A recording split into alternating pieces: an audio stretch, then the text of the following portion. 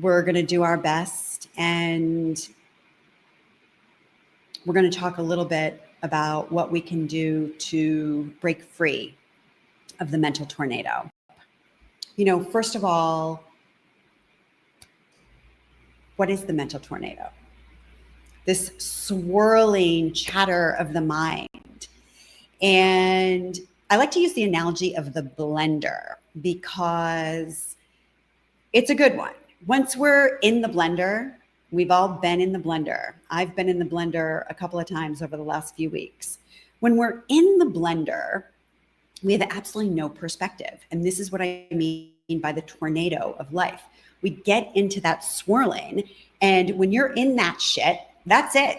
You're in there, and there's no perspective, and there's no chance of perspective. And oftentimes what happens when we get in the blender is our nervous system also is sort of on its own agenda. And when our nervous system is on its own agenda, sometimes we can't bring ourselves back from that. And if that is a situation that you're struggling with, I want to encourage you to find a therapist, somebody who can work with you on trauma.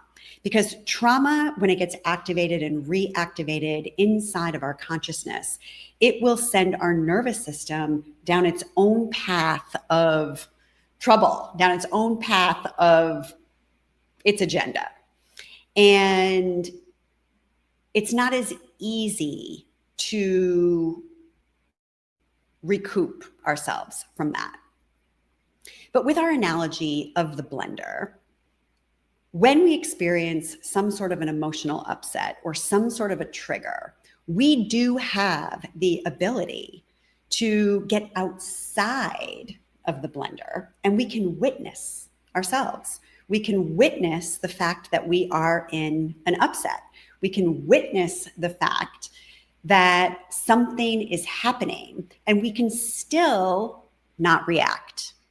We can ground ourselves and pull our attention inward in such a way that we're aware that the blender might be going on, yet we don't have to be in it. So there's two traps that I want to talk about. And these are two traps that once we have more awareness around these traps, we have more dominion over when these traps enter into our consciousness. We can feel like we have a little bit more control over the monkey mind, over the chatter of when our mind gets a hold of something and pulls us into a loop and pulls us into the loop of that blender.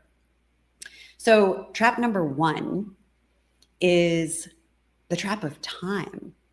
And time is an illusion, really. And I know if we're really entrenched in the physical world and in the third dimensional reality, you might even be triggered by hearing this.